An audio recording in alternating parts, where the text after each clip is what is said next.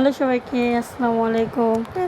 এই দেখুন, আজকে আমি যাচ্ছি আমার শ্বশুরবাড়ির এলাকায়। আমার শ্বশুরবাড়ির এলাকাটা বেশি দূরে নয়, আমাদের বাড়ির পাশের গ্রামেই। আজকে আমি যাচ্ছি আর সিনহা আমার সাথে যাচ্ছে। আমার ছোটো মেয়ের জ্বর, এর জন্য ও যেতে পারেনি। আমি আর সিনহা যাচ্ছি।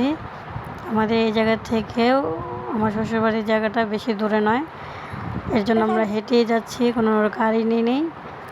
এই দেখুন, আমরা হাঁটতে হাঁটতে দোনো মাইল যেতে হাঁটতে হাঁটতে যাচ্ছি। যে গরম, বাইরে অনেক রোদ, আপনারা দেখতেই পাচ্ছেন। ক্যামেরাতে ধরতে গিয়ে অনেক আমার সমস্যা হচ্ছিল, এত গরম, একটা ছাতাও নেই। আর এই দেখুন, আমাদের জায়গার পাশে একটা বাঁশঝাড় আছে।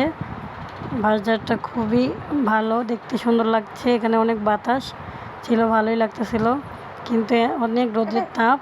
দেখুন, সিনহা হেঁটে হেঁটে যাচ্ছে আমার দাদু বাড়ি, খুব এক্সাইটেড, অনেক খুশি। ফাইনালি আমরা এখানে চলে এলাম আমাদের জায়গায়। এই দেখুন, এটা আমার শ্বশুরবাড়ির জমি, পুরো বাউন্ডারি করা, আপনারা দেখতেই পাচ্ছেন। এখন আমাদের আসার উদ্দেশ্য হলো আমের জন্য। আর এই দেখেন, আমরা এসে দেখলাম আমাদের ভালো না, আমাদের ভাগ্যই ভালো ছিল না, আম ছিল না গাছে একটাও। আমরা শুধু শুধু এসেছিলাম এই রোদের মধ্যে।